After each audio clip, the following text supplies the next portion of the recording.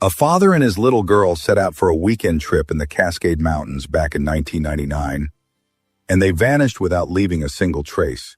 Search teams found nothing, not even the Jeep they were driving. For 9 years, the forest stayed silent. But when a drone operator spotted something strange hidden beneath the trees, the case cracked wide open. What was found deep in those mountains was not the closure anyone expected. It was the start of a far darker mystery. Before we start the story, comment below where in the world you're watching from today. And if you enjoy this kind of story, don't forget to subscribe and turn on the bell icon so you never miss the next one. In the autumn of 1999, Richard Hayes loaded his old Jeep Cherokee for a weekend trip into the Cascade Mountains. His 8-year-old daughter Claire skipped excitedly around the driveway, holding the bright red scarf she never left behind. His wife Margaret stood on the porch watching them, her hands tucked tightly around a coffee mug. Richard promised her they would be back by Sunday evening, smiling in that confident way he always did when he set out on an adventure. Margaret waved as the Jeep rolled down the quiet street, the sound of gravel crunching under the tires fading into the distance. That was the last time she saw them. When Sunday night came and went with no sign of Richard and Claire, Margaret called the ranger station in a panic. By dawn, search teams were already combing the mountain roads. Helicopters circled overhead, their spotlights sweeping across endless green canopies, while volunteers pushed through brambles and snow-dusted trails. For days they searched, but no tire tracks, no backpacks, not even a piece of fabric from Claire's scarf was found. The Jeep had simply disappeared. Margaret clung to the phone through every update, her hopes slowly draining as one search after another ended empty. By the following year, the official search was called off. Margaret refused to accept it. She paid for flyers with Richard and Claire's photographs, taping them to gas station windows and pinning them to bulletin boards in ranger stations. She called the sheriff's office every few months. Even when she knew the answer would be the same, there was nothing new. Each October, on the date they had vanished, Margaret lit a candle in her front window, whispering her daughter's name into the still night air, as if the mountain wind might carry it to her. Over time, the story of Richard and Claire Hayes became a dark legend in the Cascade towns. Some locals swore the Jeep had tumbled into one of the hidden gorges where no rescuer could ever reach. Others suggested a stranger on the remote roads had stopped them, and the mountains had kept the secret ever since. Margaret heard every theory, but none of them gave her peace. For 9 years, the forest remained silent, holding its secret tight, while she carried on with the weight of not knowing.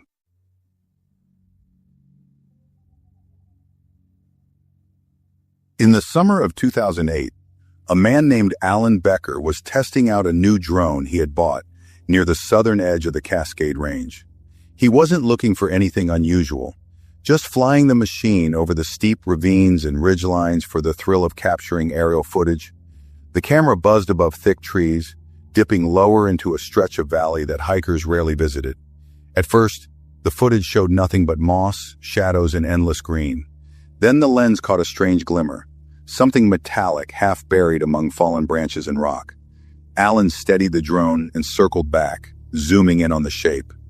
It was pale, rusted, and oddly square. The more he looked, the more certain he became that it was the roof of a vehicle. Alan saved the video and took it to the ranger station the next morning.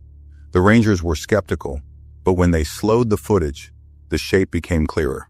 Through layers of dirt and moss, a faint outline of a Jeep emerged. Margaret Hayes was called immediately. After 9 years of silence, her phone rang with the words she'd been waiting for and dreading at the same time. "We think we've found something." Margaret could barely hold the receiver steady as the ranger explained the discovery. Her mind spun with images she had buried long ago. Richard's confident smile, Claire tugging her red scarf into a knot, the Jeep rolling away for what was meant to be a simple weekend trip. Within hours, she was on the road to the Cascades, her heart pounding with a mix of hope and fear. For the first time in almost a decade, the forest was about to give something back. The climb to the site was not easy. Rangers guided Margaret through dense brush, over slippery rocks, and down into the narrow ravine where the drone had caught its strange reflection. Police tape had already been strung between trees, and deputies moved carefully around the scene, cameras flashing in the dim light under the canopy. When Margaret stepped forward, she froze. There, wedged between boulders and covered in moss, lay the crushed shell of a Jeep Cherokee. The windows were shattered, the paint dulled by time, but she knew it instantly. It was Richard's Jeep. Her knees nearly gave out as she pressed a hand against a tree to steady herself. 9 years of waiting, 9 years of unanswered questions, and now the car was here. Yet the sight didn't bring relief. Instead, dread crept into her chest. Something was missing. The doors had rusted, but were forced open by the recovery team, revealing the interior caked with dirt and leaves. The seats were torn, but they were empty. No trace of Richard, no trace of Claire. Then an officer pulled out a small object from beneath the collapsed back seat. It was a child's backpack, the fabric faded but still intact. Margaret recognized the pattern of cartoon stars that her daughter had begged for in the store. She covered her mouth with trembling hands. Inside the bag was a water bottle, a notebook with several pages ripped out, and a pair of shoelaces knotted together. No bones, no clothes, no bodies, only these silent belongings left behind in the dark hollow of the wreck. The Jeep had been found, but Richard and Claire were still nowhere in sight. For hours, investigators combed the area around the Jeep. They measured skid marks on the rocky slope, studied broken branches, and searched for any sign of where Richard and Claire might have gone after the crash. The vehicle looked as if it had slid down from a higher ridge, tumbling end over end before settling in the ravine. But one detail puzzled everyone. The driver's side door was unlocked, and the passenger door had been left slightly ajar, as though someone had opened it after the fall. If Richard and Claire had survived the crash, then where had they gone? Margaret stood nearby, clutching her daughter's backpack against her chest, unwilling to let it out of her sight.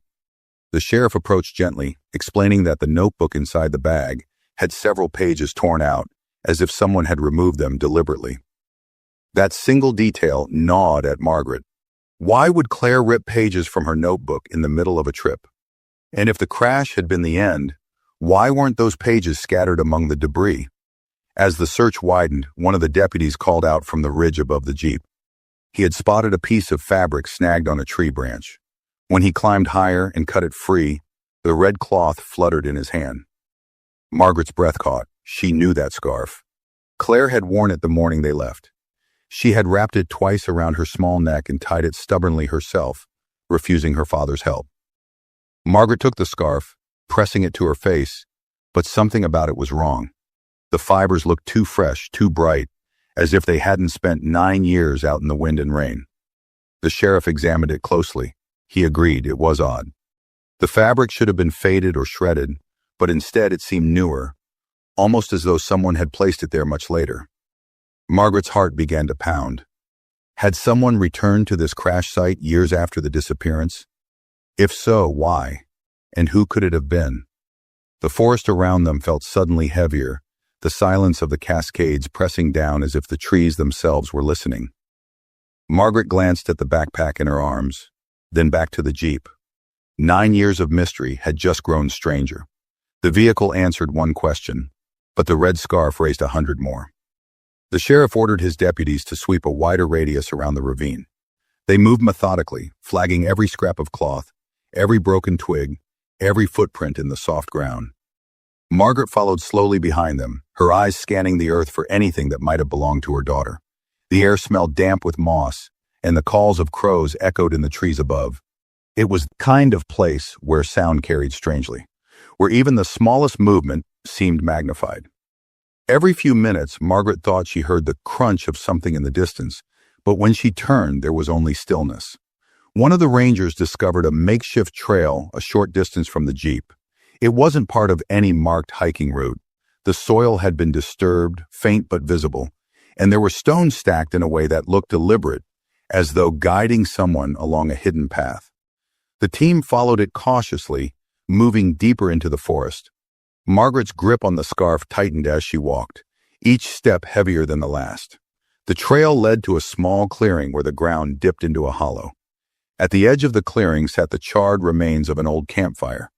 Scattered around it were rusted cans, broken glass, and the frame of a child's folding chair collapsed into the dirt. Margaret felt the air leave her lungs. She recognized the chair immediately. It had been packed into the Jeep the morning Richard left. She remembered Claire running her hands over the bright blue fabric when it was brand new, insisting she would sit in it by the fire that weekend. Now it was here, rotted and bent, but unmistakably theirs. A deputy knelt beside the fire pit and brushed away ash with a gloved hand. Beneath the blackened wood, something small gleamed. He picked it up and held it to the light. It was a silver hair clip shaped like a butterfly. Margaret's heart sank. She remembered fastening that clip into Claire's hair on her first day of school. Remembered her daughter's shy smile in the class photo, where it had sparkled under the camera flash. She reached for it with shaking fingers, but the deputy didn't let it go right away. He pointed out a troubling detail. The clip wasn't rusted, and it bore almost no signs of 9 harsh winters in the Cascades. That same uneasiness spread through the group. First the scarf, now the hair clip. Both seemed far too preserved to have sat in the wilderness since 1999. The sheriff's face tightened. "Someone has been here more recently," he said under his breath, though Margaret heard every word. Her knees went weak, and she clutched the scarf tighter against her chest. The search continued beyond the clearing, and after a short distance, they reached the remnants of an old hunter's shack, half hidden by thick brush. Its roof sagged under years of snow, and ivy wound up through broken window frames. Margaret stared at it, her stomach twisting with a fear she couldn't quite explain. The shack looked abandoned, but something about the way the door hung slightly open made it feel like they had just interrupted someone. Inside, the floor was damp, the air heavy with mold. Broken furniture was piled against the walls, and scattered across a table were scraps of paper, too smudged to read. A single lantern sat on the floor, its fuel long gone. But next to it lay stabbed, something that froze Margaret in place. A page torn from a child's notebook. The handwriting was unmistakable. Large, uneven letters spelled out a single word: help. Margaret pressed a trembling hand to her mouth. She remembered Claire's handwriting, the way she formed her letters with careful strokes, often writing larger than the lines allowed. The sheriff took the page and slipped it carefully into an evidence bag, but Margaret couldn't look away. The scarf, the hair clip, the chair, and now this. Each discovery pulled her further into a reality she had never dared imagine. Richard and Claire hadn't simply vanished into the mountain. Someone had been here, someone who had kept their secret for almost a decade. And standing in the shadow of that broken shack, Margaret felt certain of one thing. The forest hadn't been empty all those years. Someone had been watching. That night, Margaret stayed in a small cabin near the ranger station. The authorities insisted she rest, but sleep would not come. She sat at the edge of the bed with the red scarf draped over her lap and the butterfly clip placed carefully on the table beside her. She kept glancing at them as though they might vanish if she looked away. Each time she closed her eyes, she saw Claire's face. Older now in her imagination, yet still carrying the same bright eyes she had last seen in 1999. The silence in the cabin pressed down on her chest, broken only by the occasional sound of branches scraping the roof. At dawn, she returned to the ranger station where investigators had gathered around the drone operator, Alan Becker. They replayed his footage over and over, pausing at the frame where the Jeep's roof shimmered through the trees. But as Alan went frame by frame, something strange appeared. Off to the side, just for a second, a dark outline stood among the trees. At first it looked like nothing more than a shadow, but when they magnified the image, the shape became clearer. It was tall, human-like, and angled toward the drone, almost as though watching it. The figure was blurred, but it was undeniably there. Margaret leaned forward, her heart pounding. The height, the broad shoulders, it reminded her of Richard. For 9 years she had imagined him gone, yet here was a figure that made her question everything. But how could it be him? If Richard had survived, why hadn't he come home? Why had Claire never been returned? The sheriff studied the image in silence. Finally he spoke, saying the figure could have been a hunter or even a trick of the light, but his tone betrayed doubt. He ordered his deputies to return to the site with dogs. If anyone had been living near the ravine, there would be signs. Margaret insisted on going too. When they arrived, the forest was quiet, heavy with mist. The dogs sniffed furiously around the old shack and along the faint trail that led deeper into the woods. After an hour, one of them began barking sharply near a patch of overgrowth. Deputies rushed forward and uncovered a rusted tin box buried in the soil. Inside were scraps of cloth, a small cracked mirror, and something that froze everyone in place. A photograph. The picture was faded but recognizable. It showed Claire sitting on a log near a fire, older than she had been in 1999. Her hair was longer, her face more mature, but it was her without question. And beside her sat a man, his head turned slightly, but the mustache and strong jawline were painfully familiar. Margaret dropped to her knees when she saw it. Richard was alive. He had been with Claire years after the world believed them dead. The deputies exchanged troubled looks. If Richard had survived with Claire, where were they now? And why had no one come forward in nearly a decade? Margaret clutched the photo in trembling hands. It was proof her daughter had lived past that night, but the man beside her raised terrifying questions. Had Richard been protecting Claire or keeping her hidden? The sheriff put a hand on Margaret's shoulder, promising they would find answers, but his expression was grim. The forest had kept its secret too well, and now it seemed to whisper a darker truth. That Richard and Claire had not been lost to the mountains at all. They had been living in its shadows. And somewhere out there, someone still wanted that secret buried. The photograph spread through the sheriff's office like wildfire. Deputies leaned over one another to confirm what their eyes already knew. Claire had lived years beyond the crash, and Richard had been with her. The photo was carefully preserved despite its age, as if someone had meant for it to survive. Margaret sat quietly in the corner of the room, the scarf clutched tightly in her lap. Her eyes never left the image. Claire's small smile in that photo was haunting, soft, uncertain, and nothing like the carefree grin she remembered from 1999. The child she had kissed goodbye that morning had grown into someone she barely recognized. Word traveled quickly through the small towns that bordered the Cascades. Locals came forward with stories they had kept to themselves for years. One old hunter swore he had seen a man with a young girl walking through the backcountry in 2003. He said the man avoided eye contact, guiding the girl away when they spotted his rifle slung over his shoulder. At the time, he thought it was just a father and daughter camping where they shouldn't, but after seeing the photograph, his memory sharpened. The girl's red scarf, he said, had caught his attention. Another hiker recalled stumbling across a makeshift camp deep in the forest, scattered with toys and clothing far too small for an adult. When he returned the next season, the camp was gone, leaving only flattened grass and ashes. Margaret listened to each account with a mix of dread and desperate hope. Every story suggested the same truth. Richard and Claire had not vanished completely. They had been out there, alive, moving like shadows between the trees while the world mourned them. But the details raised chilling questions. Why would Richard keep Claire hidden? Why had they never reached out for help? Investigators returned to the shack where the torn notebook page had been found. This time, they searched the ground more thoroughly, prying up loose floorboards and digging into the soil beneath. Under one rotted plank, they uncovered a bundle wrapped in oilcloth. Inside were several personal items, a child's shoe with worn laces, a set of camping utensils, and another page from the same notebook. The paper was stained, but the words were legible. Written in Claire's uneven letters were the words, "I want to go home." Margaret's breath caught in her throat as she read it. The sheriff placed the page gently into a plastic sleeve, but his hands trembled.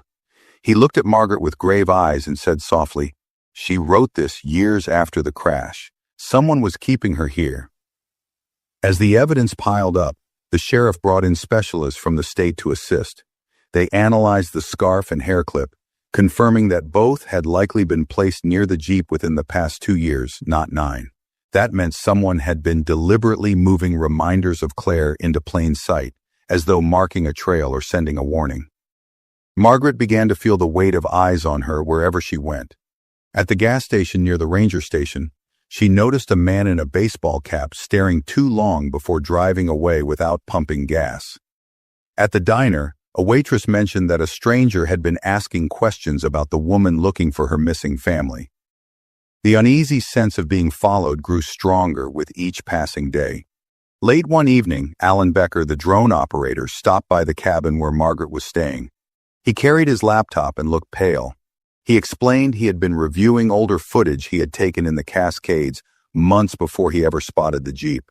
On one of those flights, nearly at the edge of his camera's range, a figure appeared briefly in a clearing. When he froze the frame, the image made Margaret's blood run cold. It was a girl with long brown hair standing rigid, her head turned toward the sky as though she had heard the drone above her. Her face was blurred, but the shape of her jaw, the set of her shoulders, Margaret knew it was Claire. The sheriff studied the footage in silence, his expression tightening with every passing second. Finally, he exhaled and said, "This means she was alive not long ago. Someone has been keeping her in these mountains, and whoever it is, they're still out there." Margaret pressed her hands against her face, torn between relief and terror. For 9 years she had begged for proof that Claire lived. Now she had it. But along with that proof came the sickening realization that her daughter had been living under someone's control, close enough for strangers to catch fleeting glimpses, yet never free to come home. And if Richard truly was the man in that photograph, then the most painful question of all remained. Had he been her protector or her captor? The sheriff gathered his deputies the next morning and pushed the search farther into the backcountry.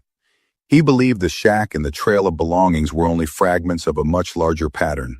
Margaret insisted on coming, refusing to wait behind.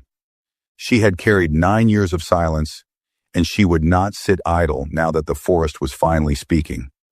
The group hiked for hours, their boots sinking into damp soil, their breaths visible in the cool air. The Cascades were vast and unforgiving, a maze of ridges and valleys where a person could vanish and never be found. By midday, one of the deputies spotted something strange ahead, a string of rocks carefully lined along the base of a ridge. They weren't natural. Each one was stacked in a way that suggested purpose, like someone had been marking a path. The line of stones led into a narrow gorge where the trees closed in and the sunlight barely reached.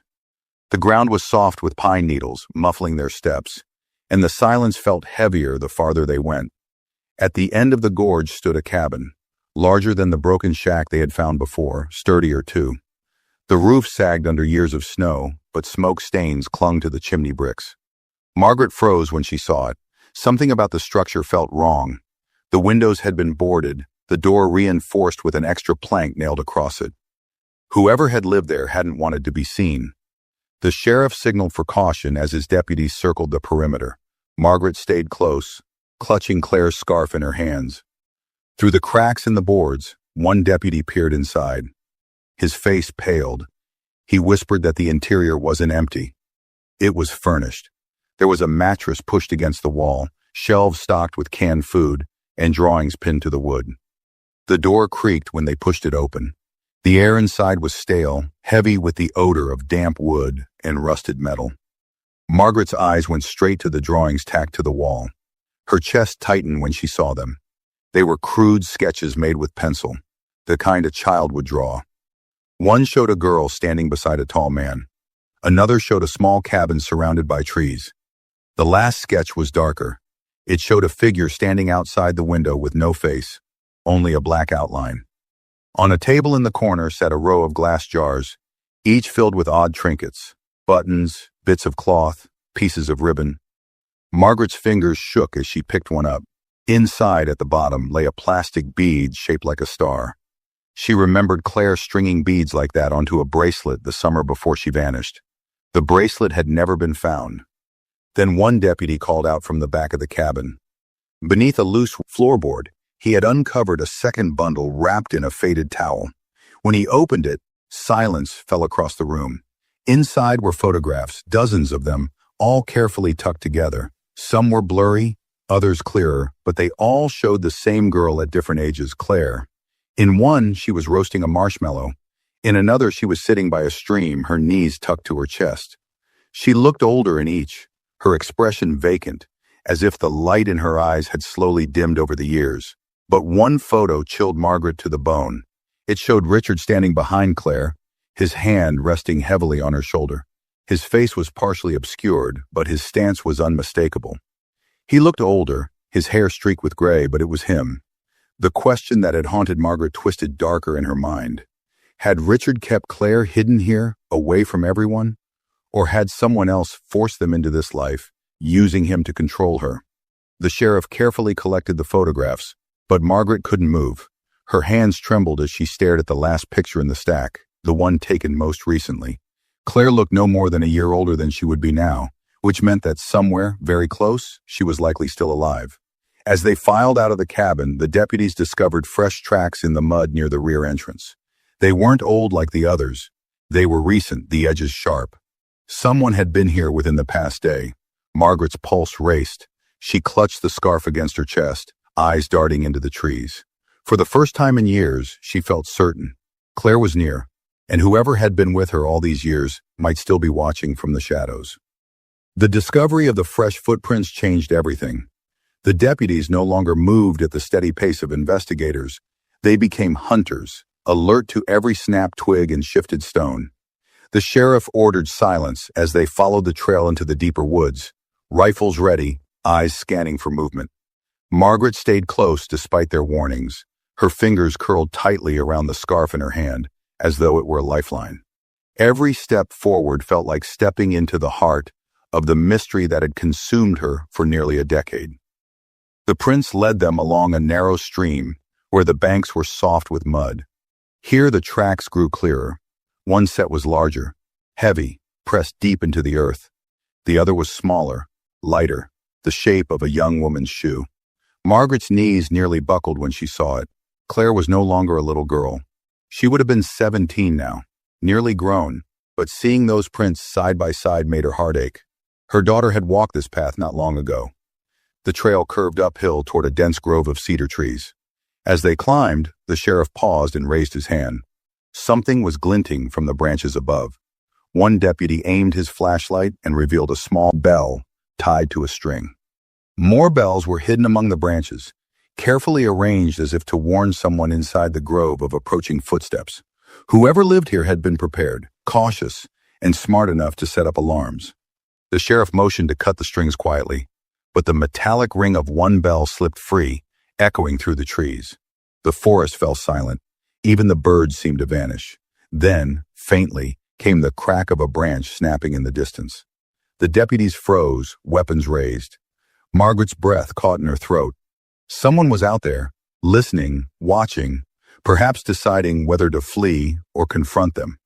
They pressed on quickly, following the footprints deeper into the grove. Soon they reached a small clearing where smoke still curled faintly from a campfire. Around it were signs of recent activity. A kettle half filled with water, a bedroll laid out on the ground, and a canvas bag propped against a log. Margaret's eyes locked onto the bag. She recognized the faded sticker on its side. A butterfly, the same one Claire had plastered on her school books before she disappeared. She rushed forward before the deputies could stop her. Kneeling beside the bag, she pulled it open with trembling hands. Inside were clothes neatly folded, a flashlight, and a small journal with pages filled in that same uneven handwriting. Margaret flipped to the first entry, her tears falling fast. The date scrawled at the top read 2002. The words beneath it were short but cut through her like a knife. He says we can't go home yet. The sheriff took the journal gently from her hands, scanning further. Each entry grew more desperate, Claire's handwriting slanting, smudged with tears or dirt. Some lines pleaded for freedom. Others sounded resigned. I miss Mom. He says the world forgot about us. Then, on one of the most recent pages, written shakily, I think he's lying. I heard voices in the forest last week. I don't think we're alone. Before Margaret could react, the sound of footsteps thundered from the opposite side of the clearing. Deputies spun, weapons raised, shouting commands into the trees. A figure bolted between the cedars, tall and quick, vanishing like smoke. Another, smaller figure followed but stumbled briefly before being yanked forward by the first. Margaret screamed Claire's name, her voice tearing through the silence. The smaller figure hesitated for the briefest second at the sound, her head turning just slightly. Before the tall figure dragged her deeper into the woods, chaos erupted. Deputies charged after them, the sheriff barking orders, the forest alive with the sound of pursuit. Margaret stumbled forward, desperate to follow, her eyes fixed on the fading glimpse of long hair and a flash of red fabric. After 9 years of waiting, Claire was no longer a memory or a photograph. She was here, alive, within reach, and someone was determined to keep her hidden still. The cold forest exploded with noise as deputies crashed through the underbrush, their flashlights slicing across the darkness. Margaret stumbled after them, her lungs burning, her legs struggling to keep pace, but she refused to stop. The sound of snapping branches echoed ahead. Whoever had taken Claire was moving fast, desperate to stay ahead of the law. The sheriff shouted for his men to split, half circling left, half right, to cut off escape. Margaret stayed on the trail, the scarf clutched so tightly in her hand that her knuckles were white. The smaller figure darting through the trees faltered again, just for a second, and Margaret caught another glimpse. Long hair tangled around her shoulders, the outline of a thin frame. Even after all these years, Margaret knew it was Claire. Her daughter's gait, the way she leaned forward when she ran, it was her.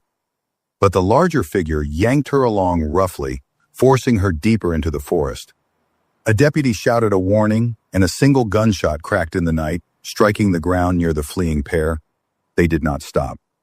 The chase pushed into a ravine where the ground dropped steeply. Margaret skidded down the slope, dirt filling her shoes, branches tearing at her arms. At the bottom, the deputies found another campsite. This one was darker, more sinister. A crude lean-to made of branches sagged near the fire pit, and animal bones were scattered across the ground. Rope hung from a tree limb, frayed and stiff from years of use. The sheriff barked at his men to check every corner. Margaret's eyes fell on a small box, shoved into the dirt beside the fire pit. She pulled it open with trembling fingers. Inside lay Polaroid photographs, grainy, faded, but unmistakable. Each photo was of Claire. Some were simple, her sitting on a rock, walking through the trees. Others made Margaret's stomach twist. Images of her daughter staring blankly into the camera, her expression vacant, almost as though someone had forced her to pose. In one picture, Claire's hands were bound in front of her with rope. Margaret dropped the box, her body shaking. The sheriff cursed under his breath, his jaw tight with fury. A deputy suddenly yelled from the far side of the ravine. He had spotted movement, a flash of fabric disappearing into a hidden trail that wound upward through the rocks. The team surged forward again, climbing quickly, their lights bouncing wildly. Margaret followed, her legs trembling, but she would not let them out of her sight. At the top of the trail, the trees thinned, opening to a clearing lit by the pale glow of the moon. And there, standing just beyond the line of trees, was a man. He was older now, his beard streaked with gray, his clothes torn and filthy. But Margaret knew him instantly. Her heart stopped. It was Richard. For 9 years she had dreamed of seeing him again, imagined him walking through the front door. Now here he was, standing at the edge of the clearing with Claire pressed tightly against his side, his hand gripping her arm like a vice. "Richard!" Margaret's cry tore through the clearing, her voice raw. He turned his head, his eyes catching the light from the deputies' flashlights. There was something hollow in his expression, something Margaret had never seen before. He didn't look like the man she had married, the father who used to swing Claire high into the air. He looked like a stranger. The sheriff raised his rifle and shouted for Richard to release the girl. Deputies echoed the command, their voices sharp, weapons trained. Richard didn't move. His grip on Claire only tightened as she turned her face toward Margaret. In the pale moonlight, Margaret saw the tears on her daughter's cheeks, saw her lips part soundlessly, as though she was trying to form a word she no longer remembered how to say. Richard finally spoke, his voice rough, as though it had not been used in years. "You don't understand," he said. "You can't take her back. Not now. She's not the same anymore." Margaret felt her knees weaken. Her husband's words sounded less like a warning and more like a confession. The deputies inched forward, their rifles steady. The sheriff shouted again, telling Richard to let go. For a heartbeat, everything went still. No wind, no sound, only the sight of a man clutching his daughter, as though the forest itself demanded he never let her go. Then Richard pulled something from his jacket, a pistol, old and worn. He raised it toward the deputies, his other hand still locked around Claire's arm. Chaos erupted. Deputies shouted, flashlights swayed, Margaret screamed. Claire flinched and stumbled, caught between her father's grasp and the arms of the men trying to save her. The sheriff barked a final command.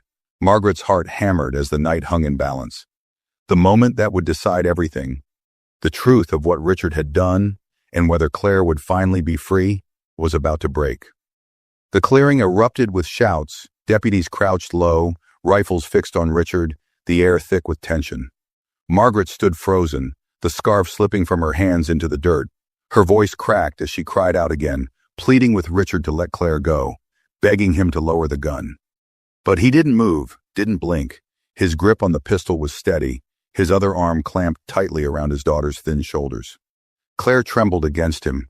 In the pale moonlight, her face looked pale, her eyes wide but distant, as if she was caught between fear and something deeper, something that had been carved into her over 9 long years. She turned her head slightly, her gaze locking with her mother's. For the first time since the chase began, Margaret felt a spark of recognition. Claire's lips moved soundlessly, and Margaret strained to read them. The faintest whisper escaped. "Help me." The sheriff's voice cut through the silence. "Richard Hayes, put the weapon down now," released the girl. His tone was sharp, every word deliberate. The deputies fanned out slowly, moving to encircle the clearing. The night hummed with the click of safeties being released. Richard's expression twisted. "You don't know what you're doing," he rasped, his voice carrying years of bitterness. "You think you're rescuing her? You think you're saving her? You don't understand what's out here." His eyes burned as they shifted from the sheriff to Margaret. "You never understood." Margaret stepped forward before anyone could stop her. "Richard, please," she said, her voice breaking. "That's our daughter. She's been gone for so long. Let her come home. Let her live." Richard shook his head violently. "Home?" he spat. "There is no home. Not anymore. They were watching us, Margaret. They were following us from the start. I kept her safe. I kept her hidden from them." His hand trembled slightly on the pistol, though he tightened his hold on Claire. "If I hadn't, they would have taken her. They would have taken both of us." The deputies exchanged uneasy glances. Margaret felt her chest tighten. His words sounded like the ramblings of a man driven half-mad by isolation. But there was something in his eyes, fear, not anger, that chilled her. "Richard," she whispered. "Who's they?" Richard's eyes darted toward the dark line of trees beyond the clearing. For a moment, Margaret thought she saw something flicker there, a movement in the shadows. Her heart raced. Richard lowered his voice, almost to a whisper. "They don't want her leaving. They don't want anyone knowing. I've been fighting them all these years."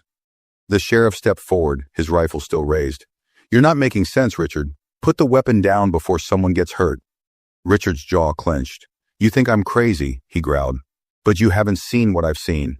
He yanked Claire closer and she stumbled, her small cry slicing through the night. Margaret's blood ran cold. Every instinct in her body screamed to run forward, to tear her daughter free, but the line of rifles between them held her back. Suddenly, a deputy at the edge of the clearing shouted. He swore he'd seen movement in the trees, 2 figures slipping between the branches. All eyes flicked toward the dark forest. For a split second, Richard's mask cracked. His eyes widened and true panic flooded his face. He jerked the pistol upward, firing a wild shot into the trees. The sound split the night, echoing across the ridges. Birds exploded from the canopy. Claire screamed, clutching her ears. The deputies rushed forward, but Richard staggered back, dragging Claire with him. "Stay away!" he shouted, his voice breaking. "You'll lead them right to us." His words came out ragged, almost hysterical now. Margaret could barely breathe. Every part of her wanted to believe Richard was simply broken, a man lost to years of solitude. But the terror in his eyes, the frantic way he scanned the forest, it was the look of someone who truly believed danger was closing in. The sheriff barked another order. "Drop it now, Richard." Richard's gaze shifted once more to Margaret. His eyes softened for a flicker of a moment, the ghost of the man she once knew breaking through. "I did it for her," he whispered. "Everything I did was for her." His voice cracked, but they never stopped following. He turned sharply, dragging Claire toward a narrow path at the far edge of the clearing. Deputies lunged to block him, but he fired again, forcing them back with sparks of gunfire. The blast illuminated his face, lined and worn, a man consumed by years of fear. Claire stumbled again, her cry echoing as she was pulled into the shadows. Margaret screamed her daughter's name and tried to rush after them, but deputies restrained her, pulling her back. "It's not safe," one hissed, his voice trembling. The night filled with the pounding of boots as the sheriff split his men again, half pursuing Richard and Claire into the forest, half securing the clearing. Margaret's eyes darted back to the tree line where Richard had fired. For an instant, she swore she saw shapes there, tall, unmoving, watching. But when she blinked, the space was empty. The forest swallowed the sound of pursuit, leaving only Margaret's ragged breathing and the scarf lying abandoned at her feet. The forest was alive with pursuit. Shouts from the deputies bounced off the ridges, flashlights cut jagged beams across the undergrowth, and the thud of boots pounded the soil in unison. Margaret's heart hammered as she stumbled behind them, her lungs burning with cold air. She refused to let herself be pulled away now, not when her daughter was only steps from freedom after nearly a decade of silence.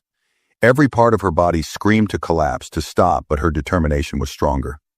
Richard was ahead, dragging Claire down the narrow trail that twisted deeper into the Cascades. His grip on her arm was desperate, almost frantic, but his head kept turning, his eyes darting into the dark beyond the trees as if expecting something to burst forth at any moment. Claire stumbled often, her thin frame unable to match his pace, yet each time she faltered, he yanked her forward with a rough pull. Her face was pale in the flashlight beams that briefly caught her. Her lips moved as if she was whispering something Margaret could not hear. "Stop him!" the sheriff's voice boomed from behind. "Don't let him get out of sight." Two deputies surged ahead, trying to flank Richard, but he raised his pistol again and fired wildly into the night. The shots ricocheted off rocks, sending fragments flying. The echoes rolled through the gorge like thunder. Margaret screamed Claire's name, her voice cracking as it disappeared into the chaos. Split second, Claire's head jerked back at the sound, her eyes locking with her mother's across the divide. There was recognition, a plea, and something else. Fear not of the deputies, but of whatever her father had warned her about for years. Richard's path led upward, climbing into a section of forest where the trees thickened, their branches interlocking above to form a suffocating canopy. Here the beams of flashlights grew weak, swallowed by the density of the woods. Deputies cursed as they tripped over roots, their progress slowing. Richard seemed to know the ground better than any of them, weaving through narrow paths with Claire clutched close. He moved like a man who had lived in this wilderness too long, like the forest itself had shaped his instincts. Suddenly, one deputy called out. He had found a crude rope bridge spanning a gorge between two ridges. Its planks were rotten, its ropes frayed, but fresh footprints smeared with mud marked its surface. Richard had taken Claire across. The deputies hesitated. One tested the bridge, and the wood groaned under his weight. The sheriff barked for caution, but Margaret did not wait. Her heart leapt into her throat as she ran to the edge of the gorge. The drop beneath was dizzying, a sheer black emptiness that seemed to have no bottom. She looked across and saw, faintly in the moonlight, Richard pulling Claire toward the far ridge. "Claire!" Margaret screamed, her voice tearing from her throat. Claire twisted in her father's grasp. This time she called back, her voice hoarse but sharp. "Mom! Claire, she turning!" The sound shattered Margaret's restraint. She stepped onto the bridge before anyone could stop her. The planks groaned under her weight. The ropes swayed, but she pressed forward, her eyes locked on her daughter. Deputies shouted warnings behind her, the sheriff's voice carrying fury and fear, but she did not care. For 9 years, she had lived with silence. Now, she had heard her daughter's voice again, and nothing would stop her. On the far side, Richard spun at the sound. His face was a mask of conflict, rage, and despair. He raised the pistol again, pointing it, not at the deputies, not at Margaret, but at the forest behind her. His hands shook violently as he shouted, "They're here, you brought them with you." The deputies froze, scanning the trees. Margaret turned instinctively, but saw only shadows and the swaying tops of the pines. Her breath quickened. Richard fired again into the darkness, the muzzle flash lighting his face in a grotesque flicker. Claire cried out, covering her ears. "Who, Richard?" Margaret screamed, her voice raw. "Who are you talking about?" Richard's eyes blazed with a kind of terror that made Margaret's blood run cold. "They never stopped," he shouted. "You thought it was an accident? You thought the Jeep just slid? No, they forced us off the road. They've been hunting us ever since, and you led them straight. Here." His words sent a ripple through the deputies. Several exchanged uneasy glances, their weapons still raised, but their focus shifting to the tree line. Margaret's chest tightened. Could it be true? Was Richard mad, or had he really been hiding from something all these years? The sheriff stepped forward, his voice steady though his knuckles were white around his rifle. "Richard, you need to stop this." Whatever happened out here, it ends tonight. Let her go. For the first time, Richard's grip on Claire faltered. She tugged against him, her eyes wide with desperation. "Please, Dad," she whispered. "I want to go home." The words were soft, but they cut through the clearing like a blade. Richard staggered as if the plea had struck him physically. His pistol wavered. His eyes darted between Claire, Margaret, and the woods. His voice cracked. "Home isn't safe," he muttered. "They'll find you. They'll find all of us." The sheriff raised his rifle higher. "Drop the gun, Richard." Margaret inched forward, her steps slow and steady, her hands open in front of her. "Richard," she said softly, tears streaming down her cheeks. "It's me. It's Margaret. Look at her. She's begging you. She needs her father to let her go." For a moment, Richard's shoulders slumped. His face softened, the haunted look easing, and Margaret felt a flicker of hope. But then a snapping branch shattered the silence from deep within the woods. Every head turned.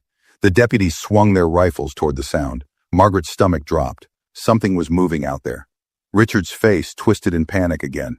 He shoved Claire behind him, raising the pistol toward the trees. "They're here," he shouted, his voice breaking. "Don't you see? They never left us alone." Before Margaret could cry out, a blinding beam of a flashlight burst from the opposite ridge, followed by the echo of more snapping branches. Figures were moving, several quick and deliberate. Deputies shouted, some firing into the air, others rushing to reposition. The forest exploded into chaos. Richard screamed in fury and fear, dragging Claire toward the tree line. Claire cried for her mother, her voice piercing the cacophony.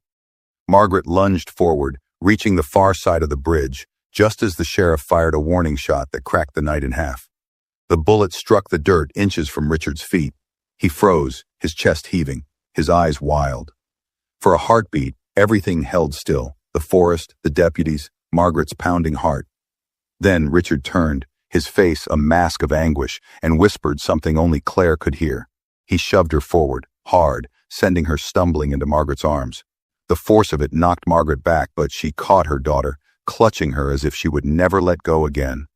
Claire's body shook with sobs, her face buried against her mother's chest. Margaret wrapped both arms around her, trembling with relief and terror. Richard stepped backward toward the dark wall of trees, his pistol still raised. His eyes locked on Margaret's for the final time. "Protect her," he said hoarsely, "because they're coming." Then he turned and disappeared into the forest. The deputies surged forward shouting, but the night swallowed him whole. The sound of his footsteps faded quickly, replaced by the pounding of many others, the shapes moving through the trees. The sheriff ordered everyone into formation, weapons trained, as Margaret held Claire tighter than she ever had before. The reunion she had dreamed of for 9 years had finally come, but it was wrapped in terror, because Richard was gone, and his warning echoed louder than the gunshots in the forest. "They're coming." The forest seemed to hold its breath. Margaret clutched Claire tightly against her chest, her daughter's sobs muffled against her shoulder. The deputies spread into a half circle, rifles raised, flashlights slashing across the tree line. Every man's finger trembled on the trigger. Every breath was sharp and shallow. The sheriff barked for silence, his voice low but firm, and the clearing fell into an eerie stillness. Then came the sound again, the unmistakable crunch of branches under deliberate footsteps. Not one set, but many. Claire's body stiffened in Margaret's arms. She lifted her face, her eyes wide with terror. "Mom," she whispered, her voice barely audible. "It's them." Margaret's stomach turned to ice. "Who, Claire?" she begged softly. "Who's out there?" But Claire only shook her head, tears streaking her dirt-smeared cheeks. She pressed her face back into her mother's chest, trembling so hard Margaret could feel it in her bones.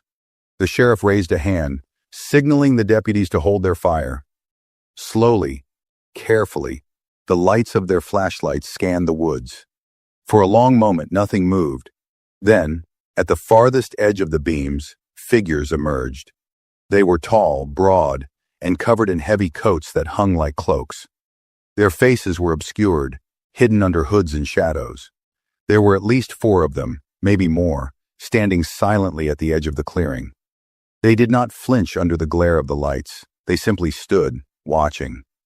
"Identify yourselves," the sheriff bellowed, his rifle trained on the nearest figure. No reply came. The forest seemed to lean in, amplifying the silence. The deputies shifted uneasily, some muttering curses under their breath. One of the figures stepped forward, just enough for the light to catch the pale of his face beneath the hood. He was older, with deep lines carved across his skin, his eyes black and hollow. When he finally spoke, his voice was gravelly, as though unused for years. "She belongs to us." Margaret's heart nearly stopped. She pulled Claire closer, every protective instinct screaming. "No!" she cried out, her voice shaking but fierce. "She's my daughter." The man's head tilted slightly, his lips curling into something that was not quite a smile. She was chosen, long ago. He knew it. That's why he kept her here. His gaze shifted briefly toward the path where Richard had vanished, then returned to Margaret. He knew the bargain. Margaret's chest tightened, her mind racing. A bargain? Richard's words echoed in her ears. They never stopped following us. Could this be what he meant? Had he been hiding Claire not from the wilderness itself, but from these people? The sheriff stepped forward, his voice steady. "You're trespassing on federal land. Lower your hoods and put your hands where we can see them." The figures did not move. Instead, another stepped forward. This one was taller, his coat darker, his face obscured completely in shadow. His voice was deeper, colder. "The child returns with us, or blood will follow." Claire whimpered, burying her face deeper into Margaret's chest. Margaret shook her head violently, her arms locked like iron around her daughter. "Over my dead body," she hissed. The sheriff raised his rifle higher. "You're not taking anyone. You have one chance to back away." His deputies tightened their stance, weapons aimed, ready to fire at the slightest movement. But the figures didn't retreat. Instead, a low, unsettling sound rolled from their throats, something between a chant and a growl. The sound rippled through the clearing, vibrating in Margaret's chest, raising the hair on her arms. Claire began to sob again, whispering frantically, "Don't let them, Mom! Don't let them take me!" Margaret's heart cracked, but her resolve hardened. She turned her head to the sheriff, her voice raw but strong. "Please, whatever happens, don't let them near her." The sheriff gave a short nod, his jaw tight. He barked orders and the deputies shifted, closing ranks around Margaret and Claire, forming a wall of rifles and flashlights. The chanting grew louder, swelling until it seemed the entire forest vibrated with the sound. Then, without warning, one of the cloaked figures lunged forward, a glint of metal flashing in his hand. A gunshot exploded from the sheriff's rifle, the blast tearing through the night. The figure crumpled to the ground with a guttural cry. Chaos erupted. The remaining figures surged from the tree line, their movements swift and violent. Deputies fired in rapid bursts, muzzle flashes strobing the clearing. Margaret dropped to the ground, shielding Claire with her body as bullets split the air above them. The acrid stench of gunpowder mixed with the sharp scent of pine, the forest exploding with noise and fury. A deputy shouted as one of the cloaked men tackled him, the two struggling in the dirt. Another deputy swung his rifle butt into an attacker's skull, the cracks sickening in the night. The sheriff fired again, his face set in grim determination. The battle was close, desperate, primal. Margaret clutched Claire tighter, whispering into her hair, "I've got you, I've got you." Claire shook uncontrollably, her fingers digging into her mother's arms. Amid the chaos, Margaret's eyes darted toward the shadows. For a split second, she saw Richard standing at the tree line, his pistol raised, his face twisted in anguish. He did not move to help the deputies. He didn't rush forward to protect Claire. Instead, he fired into the forest beyond the attackers, his bullets striking at unseen shapes deeper in the dark. His voice carried faintly through the chaos. "You don't see them! You never see them!" Then he was gone again, swallowed by the shadows. The firefight raged for what felt like an eternity, but could not have been more than a few minutes. When it ended, two of the cloaked figures lay dead, their hoods pulled back to reveal faces weathered and scarred by years of wilderness living. The others had retreated, their dark forms vanishing into the trees with uncanny speed. Silence returned, broken only by the ragged breathing of deputies and the distant cries of night birds disturbed by the violence. The sheriff ordered his men to hold position, weapons trained on the tree line. He turned to Margaret, his face grim. "We need to move, now." Before they regrouped, Margaret rose shakily, pulling Claire to her feet. Her daughter clung to her as though she might dissolve if she let go. Margaret looked down at her, brushing tangled hair from her face, her heart aching at the fear etched into her eyes. For the first time in 9 years, she held her daughter again. But instead of relief, only dread filled her chest. Because whatever had stalked them in the Cascades wasn't finished. Richard's words echoed louder than ever. "They're coming." And Margaret realized, with a sick twist in her gut, that the nightmare was only beginning. The clearing reeked of gunpowder and smoke. The acrid haze clung to Margaret's throat as she pulled Claire along, stumbling over roots and rocks. Deputies closed in tightly around them, rifles trained on the forest, their flashlights darting wildly as if the beams themselves might hold the darkness back. The sheriff barked sharp orders, his voice cracking like a whip. "Form up! We move together! Nobody strays! Nobody breaks formation!" Claire's small hand clung to Margaret's sleeve with desperate strength. Her breathing was ragged, uneven, her eyes darting toward the tree line, as though she expected the cloaked figures to reappear at any second. Margaret squeezed her daughter's hand, whispering, "I've got you. I won't let go."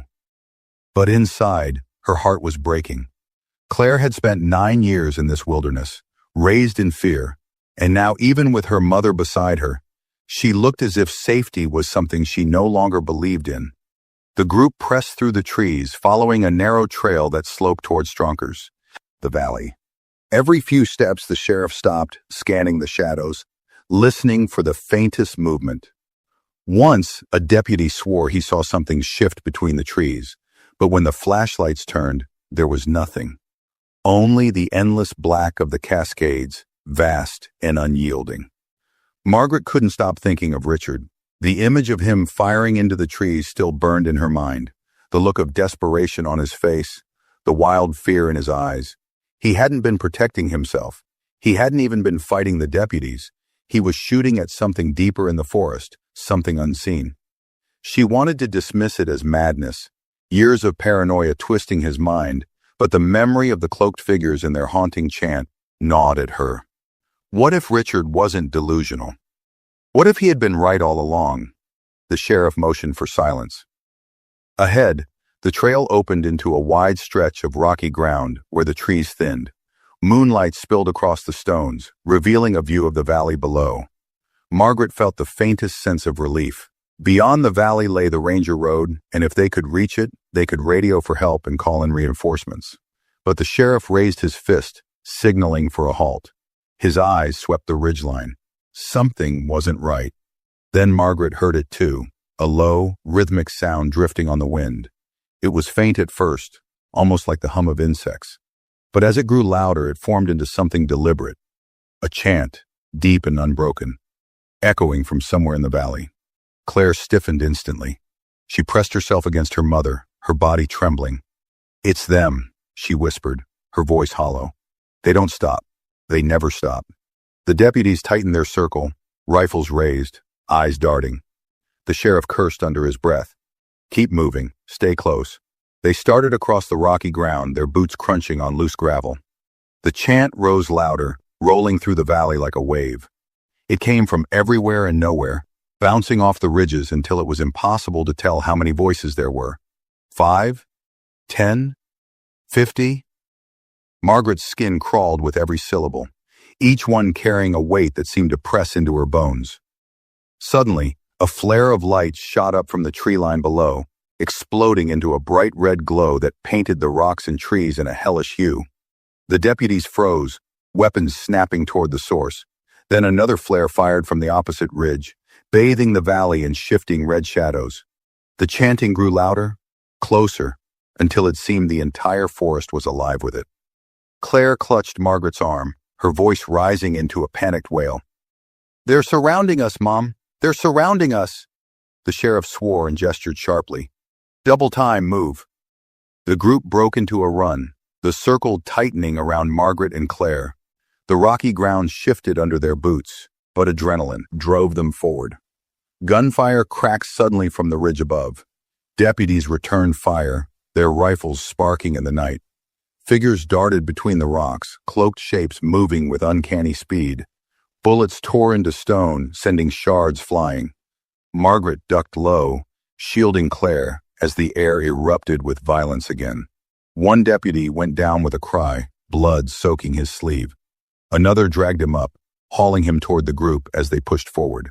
The sheriff fired methodically, his face grim, his body moving with the precision of a man who had seen too many battles. "Keep going," he roared. Margaret stumbled, nearly falling, but Claire's small hands pulled at her, urging her on.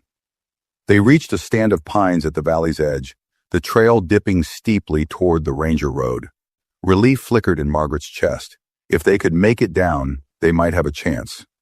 But just as they began their descent, a sound split the night. A long, piercing horn, low and unnatural, echoing from the forest depths. The chant stopped instantly. Silence fell like a hammer. Even the gunfire ceased. The sudden stillness was worse than the noise, a suffocating blanket of dread that pressed down on them. Margaret's breath came in ragged bursts, her ears straining. Then, from the shadows at the base of the ridge, movement stirred. Figures emerged, dozens this time, not cloaked but carrying torches that burned with an orange glow. Their faces were painted with streaks of ash and earth, their eyes glinting in the firelight. They moved in unison, a wall of silent menace advancing slowly up the valley toward them. Claire buried her face into Margaret's chest, sobbing. "It's them. It's all of them. He told me they'd never stop." The sheriff's jaw clenched. He raised his rifle, his voice firm but laced with urgency. "We're falling back. Keep tight. Don't break formation." As the group scrambled down the slope, Margaret's eyes darted across the valley, searching desperately for Richard. For a heartbeat, she thought she saw him high on the ridge, his figure barely visible against the red flare light. His pistol glinted as he fired into the advancing mass, his voice carrying faintly on the wind. "Run. Run while you can." Then he vanished into the trees again, swallowed as though the forest itself claimed him. Margaret clutched Claire tighter, her body shaking with exhaustion and terror. She whispered into her daughter's hair, promising over and over, "I won't lose you again. I swear I won't." But as the torches multiplied in the valley and the horn bellowed again, Margaret knew the fight was far from over. Richard's warning echoed in her mind like a curse. They're coming. And now, for the first time, she believed him. The descent into the valley was chaos. Deputies fired in bursts, muzzle flashes tearing through the night as the advancing wall of torchlight pressed closer. The chanting had returned, louder now, rising and falling in waves that rattled Margaret's teeth. Claire stumbled beside her, but Margaret refused to let go of her hand, dragging her down the slope with all the strength left in her body. The sheriff shouted orders, his voice raw, pushing his men to cover their retreat.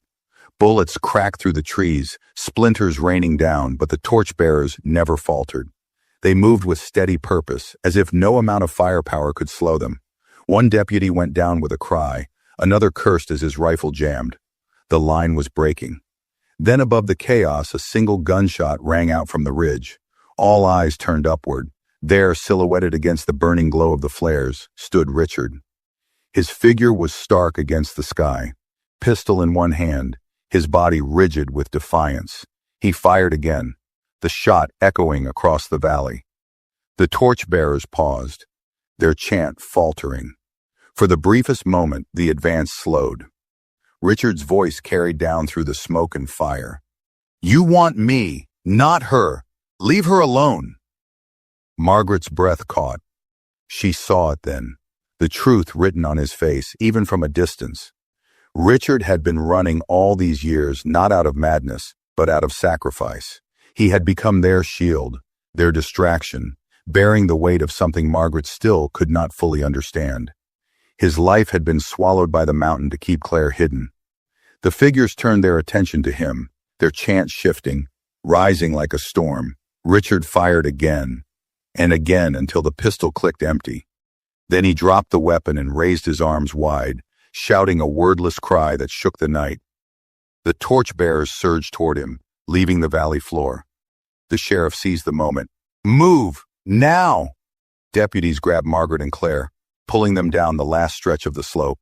Margaret twisted in their grip, screaming Richard's name, her voice breaking. But she was dragged onward, her daughter clutched to her chest, while the sounds of the forest swallowed Richard's final stand. At last, they burst onto the Ranger Road.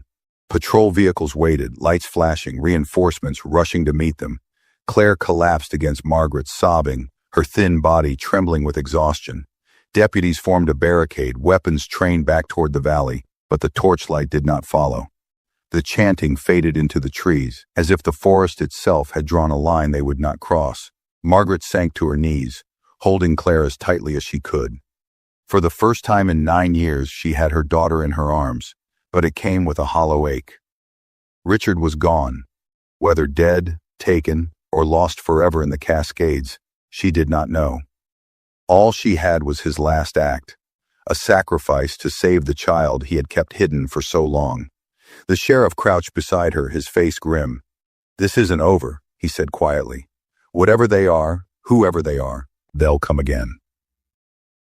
Margaret nodded slowly, stroking Claire's tangled hair. "Then I'll be ready," she whispered.